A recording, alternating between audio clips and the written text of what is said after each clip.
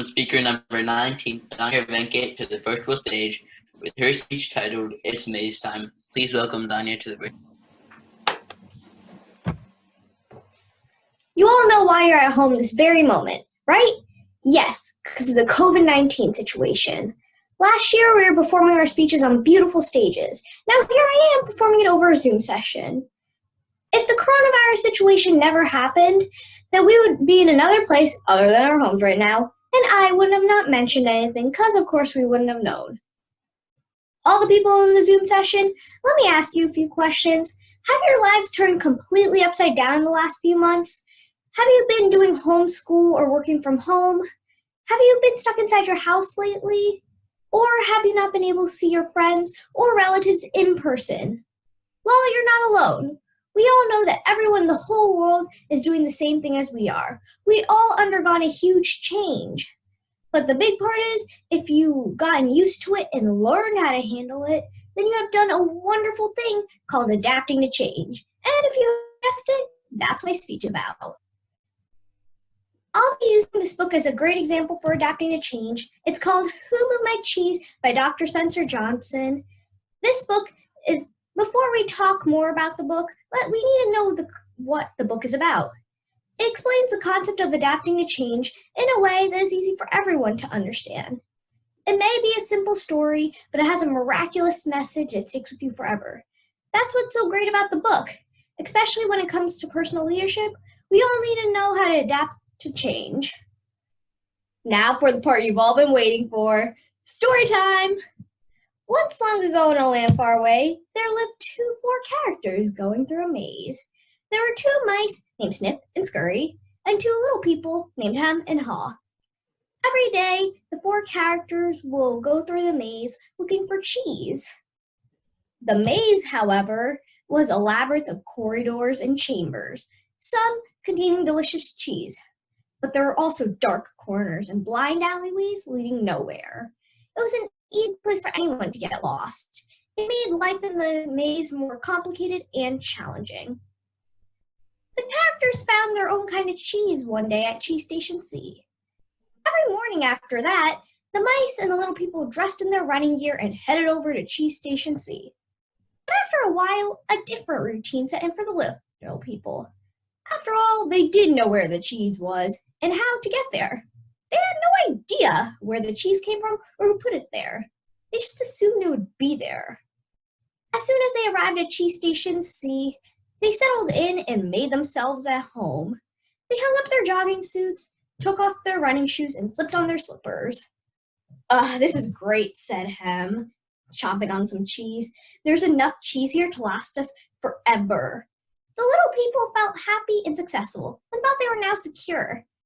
After a while, Hem and Haw's confidence grew into arrogance of success. They became too comfortable that they didn't even notice what was happening around them. One morning, when Snip and Scurry arrived at Cheese Station C, they discovered there was no cheese. They weren't surprised. Since Snip and Scurry had noticed that the supply of cheese has been getting smaller and smaller every day, they knew instinctively what to do. The mice did not overanalyze things. To the mice, the problem and answer were both simple.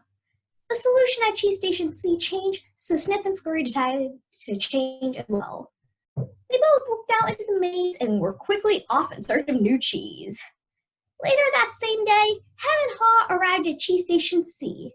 They hadn't been paying attention to the small changes that had been taking place each day, so they took it for granted that the cheese would just be there. They were unprepared for what they found. What? No cheese? Hem yelled. He continued yelling, no cheese, no cheese, no cheese, as if he screamed loud enough that someone would just put it back. Who moved my cheese? He yelled. Finally, he put his hands on his hips, his face turned red, and screamed at the top of his lungs, it's not there!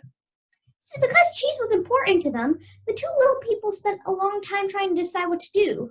They ranted and raved at the injustice of it all, and they started to get really depressed. While Snip and Scurry had moved on, Hem and Haw continued to hem and haw. Back at the little people, they were already well on their way. They didn't think of anything else but finding new cheese.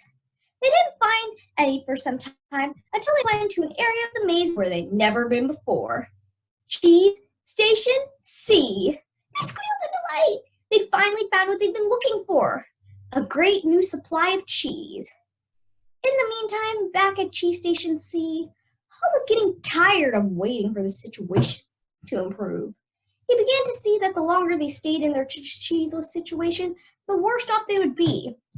Hall said, "Sometimes, Hem, things change and they're never the same again. This looks like one of those times. That's life, and life moves on, and so should we." Hall looked at his weakened companion and tried to talk some sense into him. But Hem's fear has turned into anger, and he just wouldn't listen. As Hall prepared to leave, he started to feel more alive, knowing that he could finally laugh at himself again, let go, and move on. Hall laughed and announced, "It's mace time!"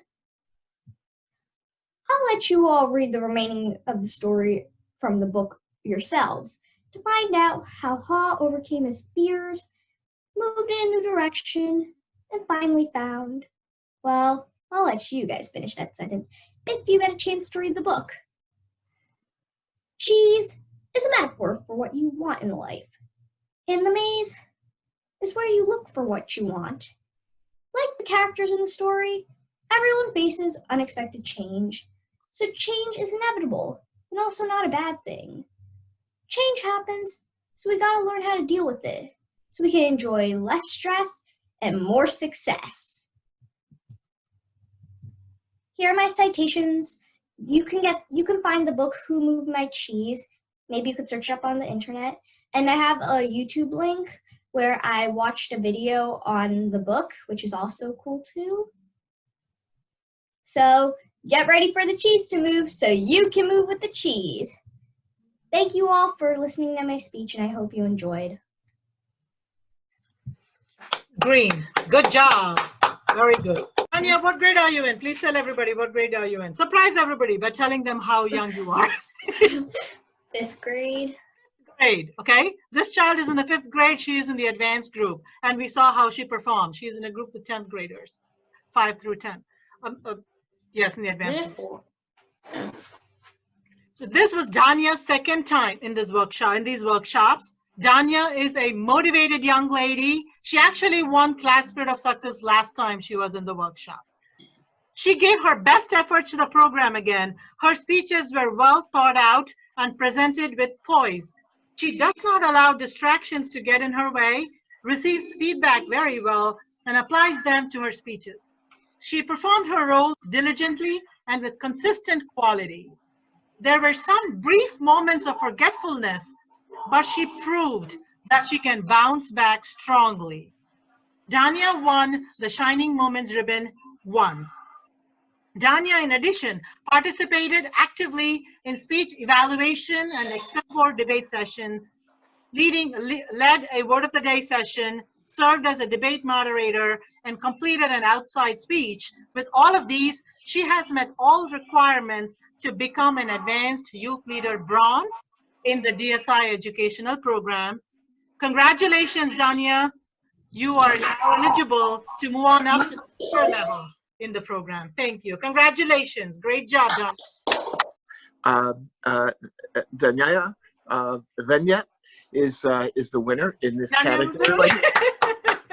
So it's just a fantastic job. I mean, there were so many things that were just going right. It was, I mean, I'm not saying everyone didn't do a good job, but she just, from my standpoint, she hit a home run on this. So it was such a fantastic situation. Congratulations. And keep it up, because, you know, you guys are doing such a good job right here.